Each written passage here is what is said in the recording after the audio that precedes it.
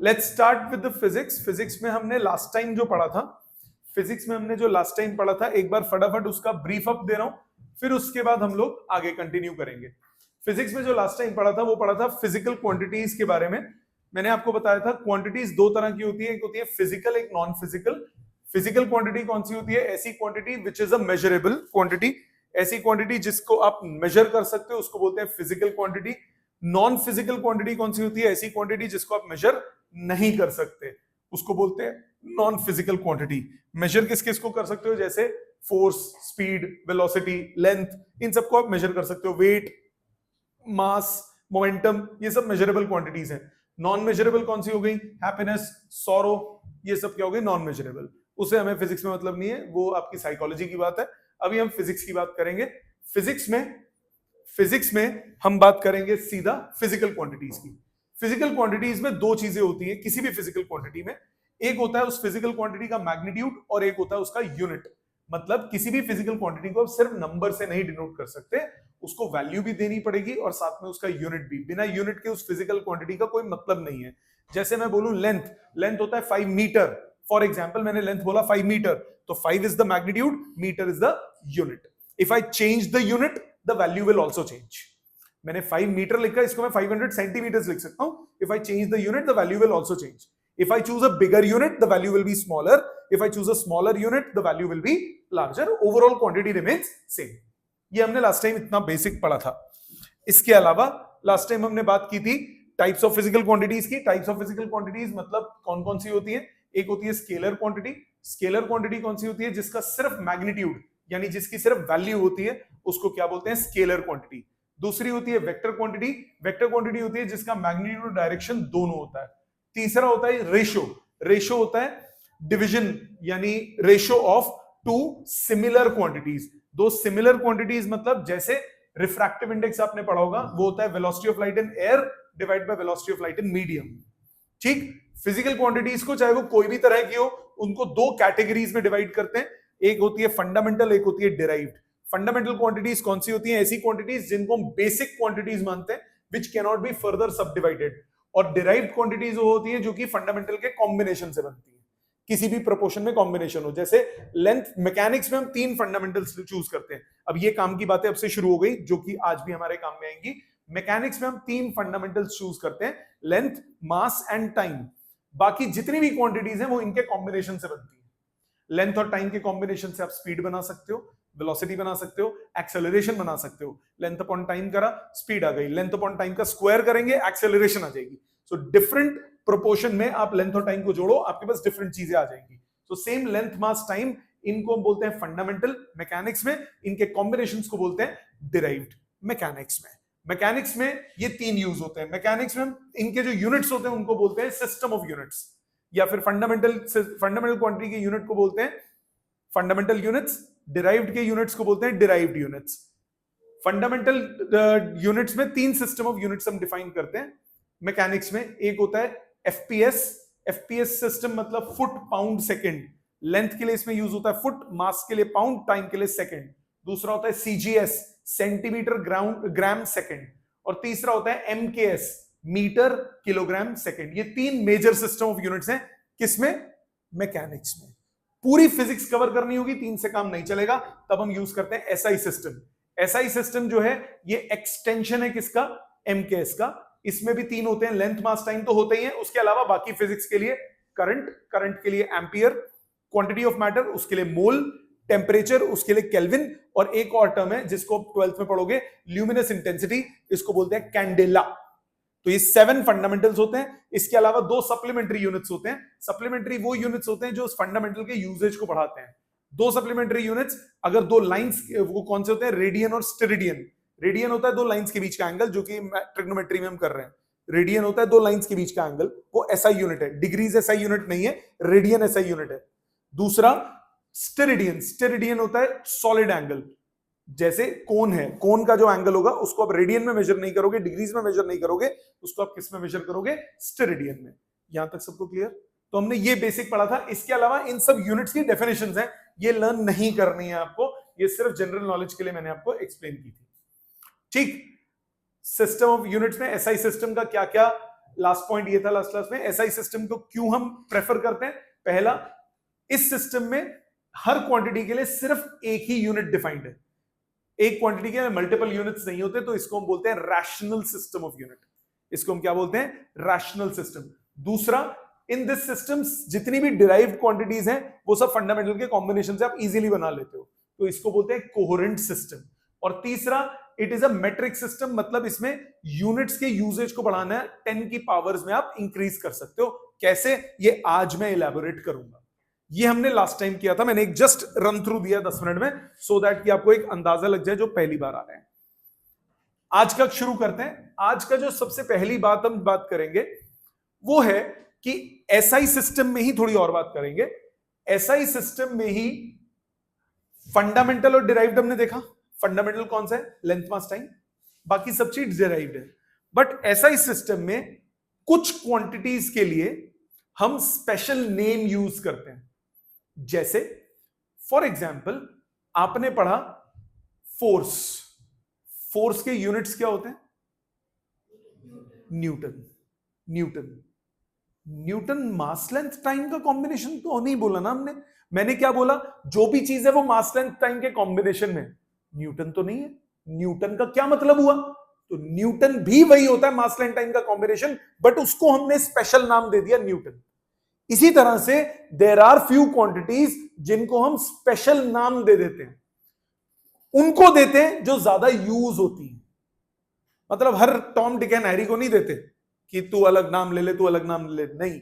कुछ special quantities जो कि ज्यादा फ्रीक्वेंटली यूज होती हैं, उनको हम एक स्पेशल नाम दे देते हैं। जैसे केमिस्ट्री में आपने 10th में पढ़ा होगा आईयूपीएसी नेम और कॉमन नेम, तो जो एमएलटी वाला सोच लो वो आईयूपीएसी नेम हो गया, मास लेंथ टाइम से जो केजी मीटर और सेकंड से कॉम्बिनेशन से बना, वो एक आईयूपीएसी नेम हो गया। और कॉमन नेम क्या हो गया, जो कि जनरल बोलचाल की भाषा में हम यूज करते हैं। तो बिल्कुल वही चीज है। स्टेटमेंट लिखिए पहली, in SI system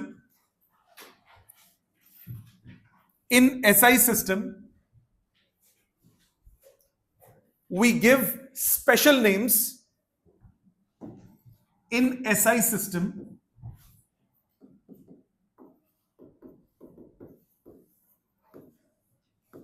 we give special name to few derived quantities, to few derived quantities। कुछ एग्जाम्पल्स यहां सामने लिखे हैं, जो अभी आपके काम पे उनके मैं स्टार लगा देता हूं, आप उनका नाम लिख लो सिर्फ अपनी कॉपी में, बाकियों का नहीं लिखना। ये आपके नोट्स का ही एक्सट्रैक्ट है। जो कुछ काम के हैं जो अभी आपको यूज में आएंगे वो कौन से हैं, सबसे पहले फ्रीक्वेंसी, ये शायद याद भी होगा आपको, फ्रीक्वेंसी पढ़ा है ना, पढ़ा हुआ है ना, फ्रीक्वेंसी क्या होता है। सो फ्रीक्वेंसी होता है, फ्रीक्वेंसी के ऐसा यूनिट होते हैं हर्ट्ज। वैसे होता है 1/2 वो, बट उसका स्पेशल नाम क्या हो गया, हर्ट्ज। तो फ्रीक्वेंसी वाला काम आएगा आपके। दूसरा फोर्स, ये इसका कौन होता है, न्यूटन भैया। तीसरा पास्कल, पास्कल किसका होता है, प्रेशर का। एक्चुअल में वो पास्कल नहीं होता, देखो यहां पे एक्चुअल में वो क्या होता है, ध्यान दो, ये अगली क्लास में मैं आऊंगा इन पे, ये वाले कैसे बनाते हैं। फ्रीक्वेंसी होता है 1/2, फोर्स होता है किलोग्राम मीटर और सेकंड स्क्वायर, प्रेशर या स्ट्रेस होता है किलोग्राम मीटर इनवर्स सेकंड की पावर -2। एक्चुअल में ये होते हैं, बट ये उनके आप क्या कह सकते हो, कॉमन नेम, ये उनके कॉमन नेम है। इसी तरह एनर्जी या वर्क, इसके क्या होते हैं, जूल्स। इसी तरह पावर, इसके क्या होते हैं, वॉट।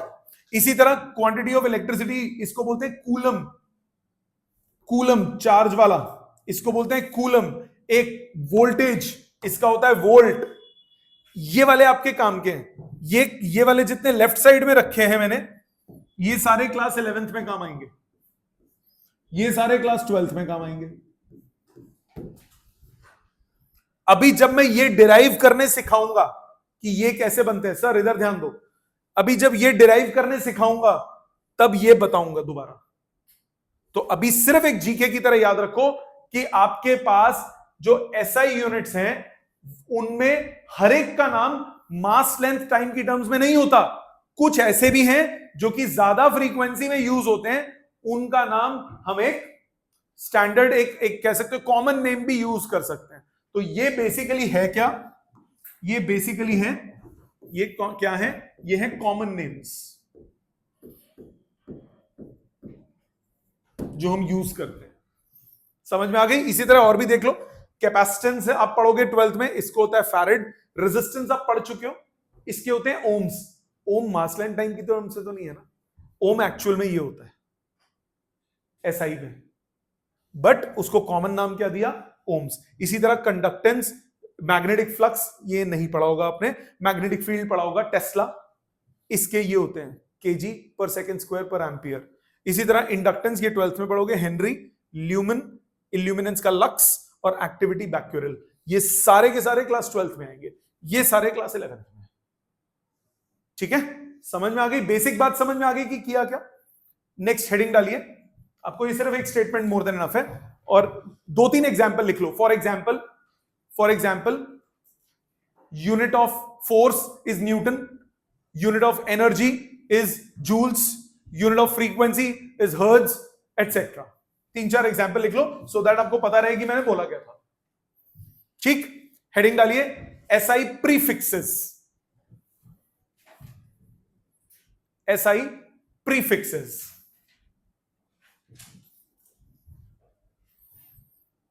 सुनो सामने, प्रीफिक्स, प्री मतलब पहले, फिक्स मतलब ठोकना, पहले ठोक दो। प्रीफिक्स वो होता है जो कि एसआई सिस्टम के यूनिट्स का यूजेज को बढ़ा देता है। प्रीफिक्स बेसिकली 10 की पावर को रिप्रेजेंट करता है। लिखिए, इन SI system, in SI system we make use of prefixes,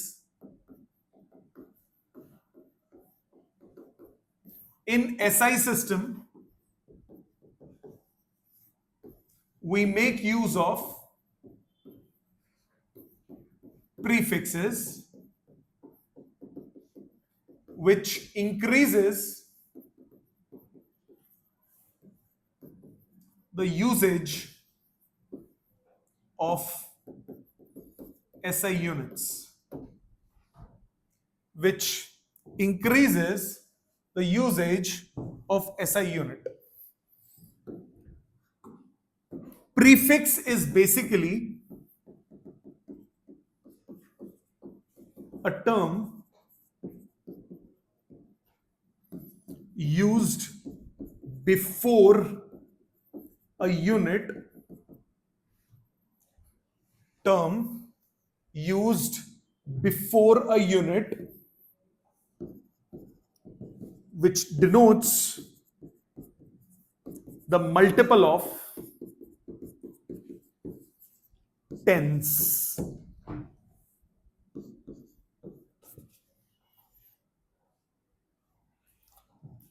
for example सामने देखो, एक है प्रीफिक्स नैनो। नैनो का मतलब होता है 10 to power -9, 10 to power -9, 10 to power -9। अब किसी के भी आगे पहले नैनो लग जाएगा मतलब 10 to power 9 ऑफ दैट। जैसे मैंने लिखा नैनोमीटर, इसका मतलब हुआ 10 to power -9 मीटर। नैनो सेकंड मतलब 10 to power -9 सेकंड्स। तो नैनो कॉमन है, नैनो क्या रिप्रेजेंट कर रहा है, 10 to power -9। इसी तरह एक होता है मेगा, कैपिटल एम से डिनोट करते हैं, ये होता है 10 to power 6। 1 mega metre 10 to power 6 metre, 1 mega second 10 to power 6 seconds. ठीक है, सो कौन कौन से होते हैं, ये सारे प्रीफिक्सेस हैं। कौन कौन से ज्यादा काम आएंगे मैं उन पे स्टार लगा रहा हूं, वो लिखने अभी आपको। और ये एज सच क्वेश्चन नहीं आएगा what is mega, what is kilo ना, ये न्यूमेरिकल में यूज हो जाएगा सीधा।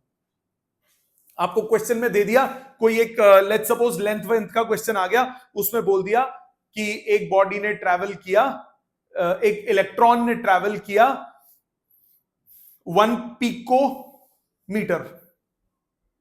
अब आपको अगर पीको का मतलब ही नहीं पता होगा तो आपका क्वेश्चन तो वहीं उड़ गया। फॉर्मूला भले ही पता हो, पीको होता है 10 to power -12। तो जब तक आपको प्रीफिक्सेस नहीं पता रहेंगे आप न्यूमेरिकल्स में गूफ अप करोगे। तो प्रीफिक्सेस पता होने चाहिए, और ज्यादा कौन से यूज होते हैं वो मैं स्टार कर देता हूं, सामने समझो। पहले 10 टू पावर 18 के लिए यूज होता है एक्सा, EXA, नहीं आएगा ज्यादा काम। 10 टू पावर 15 होता है पीटा, 10 टू पावर 15 होता है पीटा, नहीं आएगा ज्यादा काम। 10 टू पावर 12 होता है टेरा, ये कभी कभी काम आएगा। 10 टू पावर 9 होता है गीगा, ये थोड़ा ज्यादा काम आएगा। 10 टू पावर 6 होता है मेगा, ये भी थोड़ा ज्यादा काम आएगा। 10 टू पावर 3 होता है किलो, किलो किसी पे भी लगा दो, किलोग्राम, तो 10 टू पावर 3 ग्राम्स। किलो कहीं पे भी दिख जाए मतलब 10 to power 3। Kilo second, 10 to power 3 second. सुना नहीं होगा कभी किलो सेकंड, पर हो सकता है। किलो इज अ प्रीफिक्स, किसी के भी पहले ठुक सकता है। सो किलो ये भी कभी कभी काम आएगा। 10 टू पावर 2 होता है हेक्टर, ये कम काम आएगा। डेका 10 टू पावर 1, सुना है ना डेका। माइनस वाले बहुत यूज होते हैं, deci, decimetre, centi 10 to power -2, centimetre, milli बहुत काम आएगा, मिलीमीटर, मिली सेकेंड, इसका मतलब क्या हुआ 10 to power -3, micro 10 to power -6, nano 10 to power -9, pico 10 to power -12, femto 10 to power -15 और एटो 10 टू पावर -18। ये कम काम आते हैं। जिन पे 3 स्टार्स लगे वो सबसे ज्यादा काम आएंगे, 2 उससे कम, 1 सबसे कम, और जो बिल्कुल है वो फुकरे, वो कभी नहीं काम आएंगे। कभी कोई बिरला क्वेश्चन आ जाए तो आ जाए, अदरवाइज नहीं काम आते। समझ में आ गई बात? प्रायोरिटाइज पे मैंने लिख दिया कि कौन किसको ज्यादा प्रायोरिटी पे आपको याद करना है, पर ये याद होने चाहिए। प्रीफिक्स का मतलब समझ में आ गया? प्लीज ये स्टार वाले लिख लीजिए अपने हाथ से कि इसका ये मतलब है। नेक्स्ट आ जाते हैं प्रैक्टिकल यूनिट्स पे। सामने देखेंगे, टाइम मिलेगा लिखने का।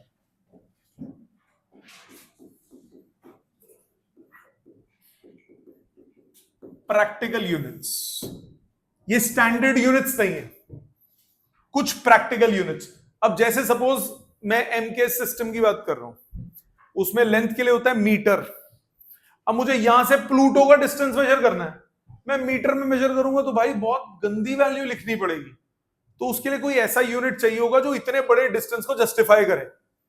तो उसके लिए हम और यूनिट्स यूज करते हैं, उनको बोलते हैं क्या? Practical units. इसी तरह से बहुत छोटे डिस्टेंसेस हैं, जैसे फर्मी में थे, फेम्टो में थे, 10 टू पावर -15 एटम का साइज, न्यूक्लियस का साइज, उनको मेजर करना है, उनके लिए भी हम प्रैक्टिकल यूनिट्स यूज करते हैं। तो प्रैक्टिकल यूनिट्स के कुछ एग्जांपल्स सामने देखिए। सबसे पहले हम लेंथ की बात करेंगे, टाइम मिलेगा लिखने का, पहले समझने पे ध्यान देंगे। लेंथ के प्रैक्टिकल यूनिट्स में पहले स्मॉल लेंथ्स के लिए हम क्या क्या यूज करते हैं? स्मॉल लेंथ्स के लिए हम यूज करते हैं, नंबर 1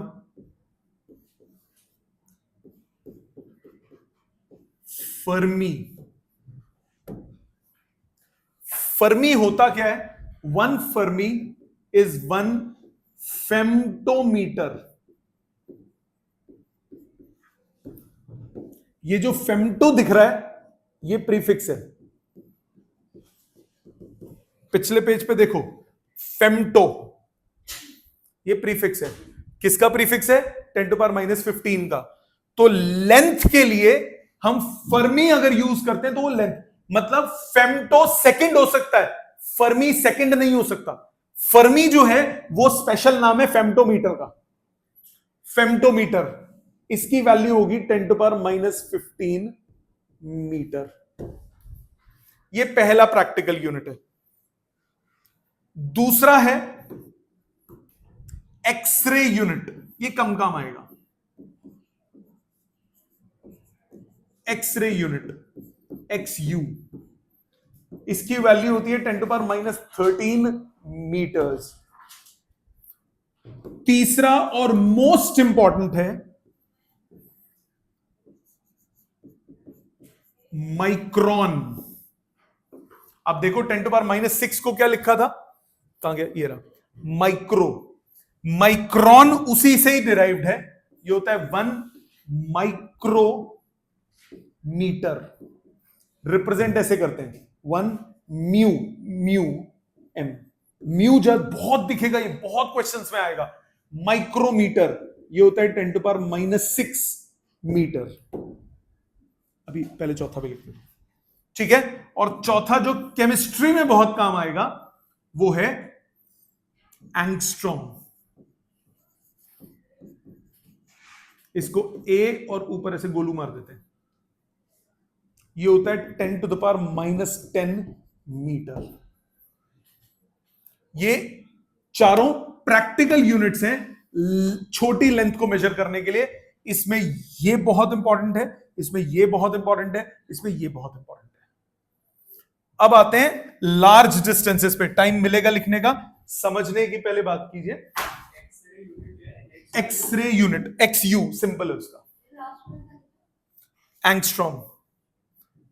लार्ज डिस्टेंसेस के लिए कौन से यूज होते हैं? लार्ज डिस्टेंसेस, अब इसमें मैथमेटिक्स भी है, प्लीज ध्यान दीजिएगा। लार्ज डिस्टेंस मेजर करना हो उसके लिए सबसे पहला यूज होता है एस्ट्रोनॉमिकल यूनिट। मैं पहले एक्सप्लेन करूंगा बेटा, फिर कॉपी करना। एस्ट्रोनॉमिकल यूनिट, 1 एस्ट्रोनॉमिकल यूनिट कितना होता है? 1 astronomical unit AU is the average distance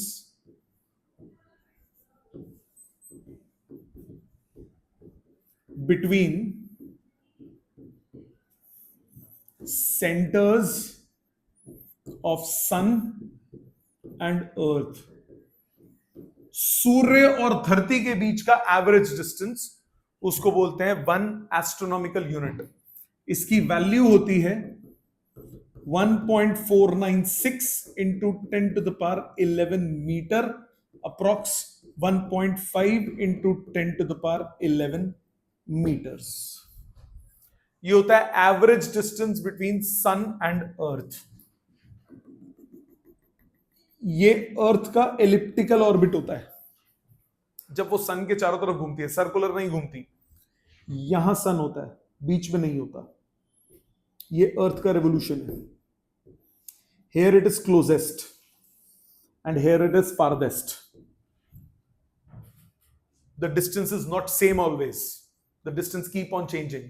So the average distance is this 1.496 into 10 to the power 11 meters, या फिर 1.5 into 10 to the power 11 meters. That is the practical unit which we use. इसका नाम है 1 astronomical unit. Clear? ये पहले नहीं पढ़ा था। दूसरा वो पढ़ा होगा, इसका नाम है light year. Second practical unit है light year.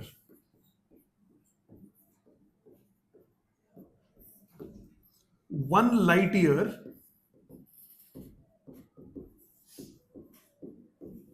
is the distance traveled by light in vacuum in 1 year। एक साल में रोशनी कितना डिस्टेंस कवर करती है, 1 ईयर में कितना डिस्टेंस कवर करती है, उसको हम क्या बोलते हैं? 1 लाइट ईयर। डिस्टेंस क्या होता है? Speed into time.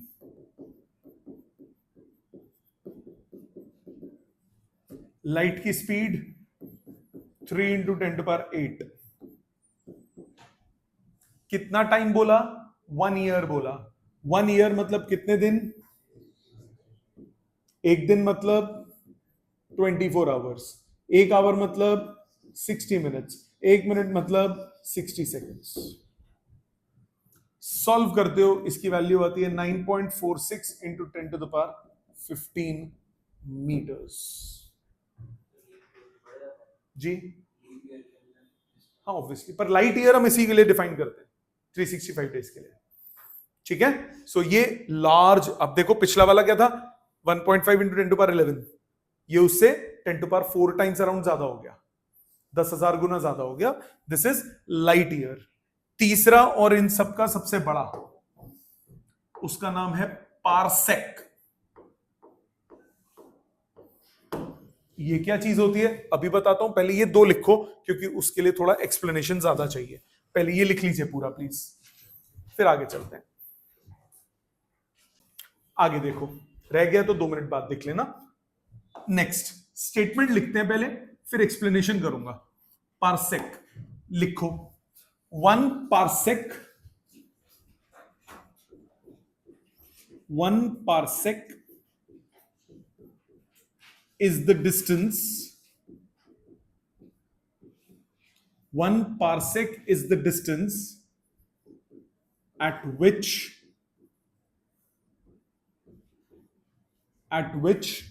arc of 1 astronomical unit length, arc of 1 astronomical unit length subtend an angle of 1 second,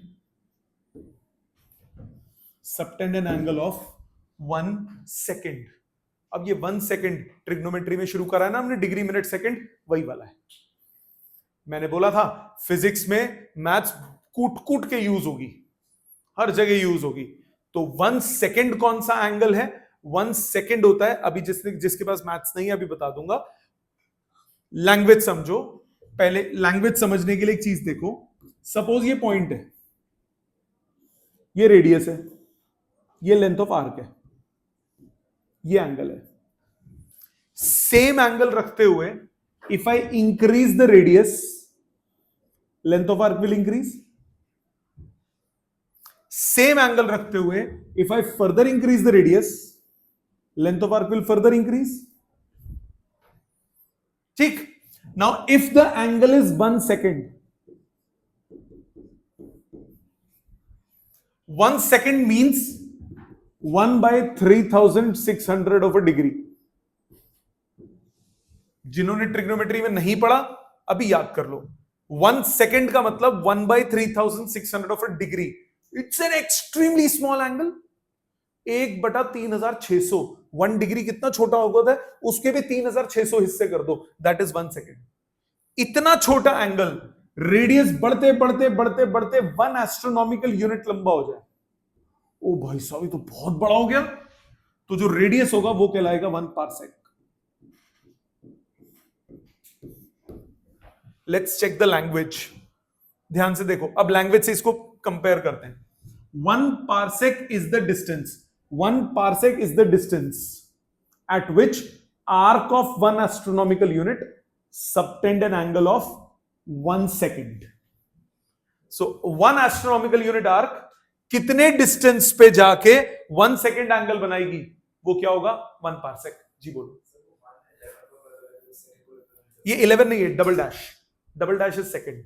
देखो दो होते हैं ट्रिग्नोमेट्री में ना, यूनिट्स ऐसे होते हैं, ध्यान देना।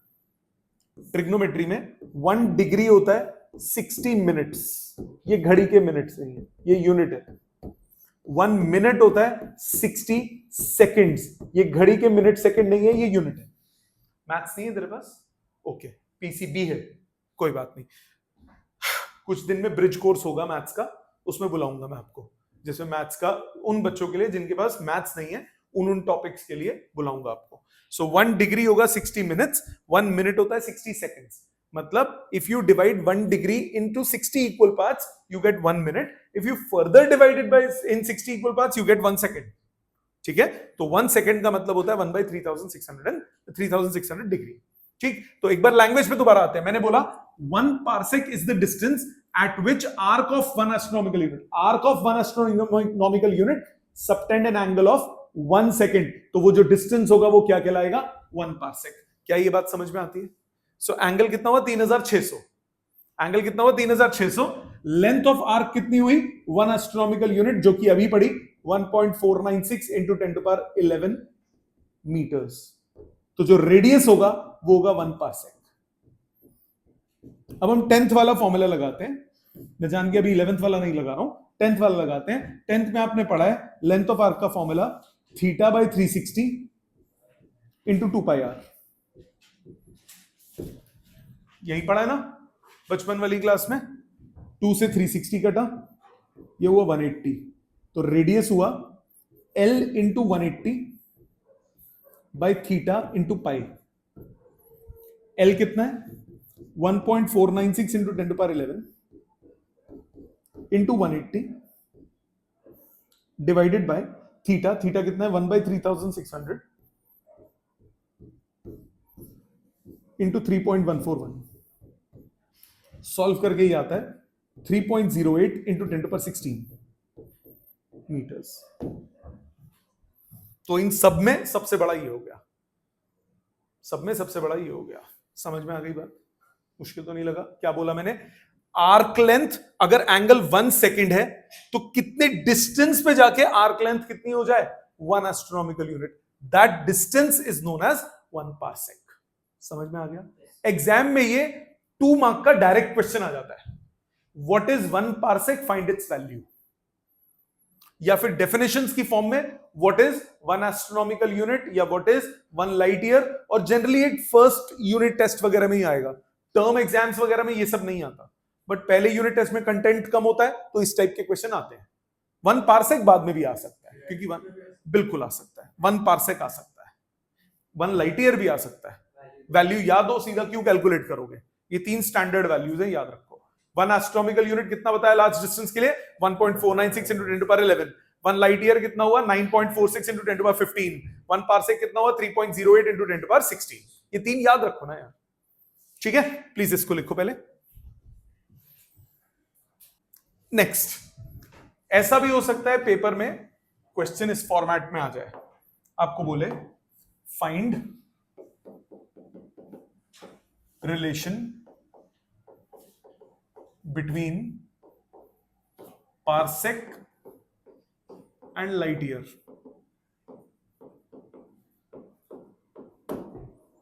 इन दोनों का रिश्ता क्या कहलाता है? पार्सेक का और लाइट ईयर का। बहुत सिंपल है, बहुत सिंपल है अटेम्प्ट करना।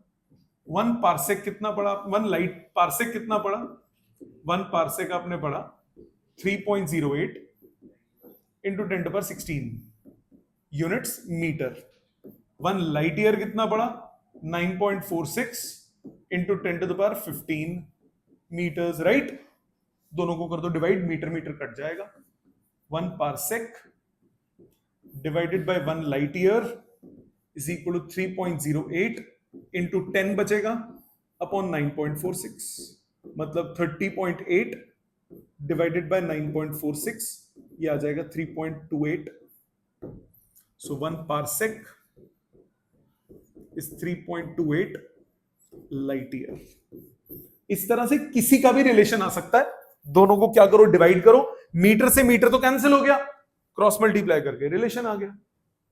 समझ में आ गया? ये 2 मार्क का क्वेश्चन 1 मार्क का क्वेश्चन आ सकता है, और आता भी है एग्जाम में। क्लियर? समझ में आ गया?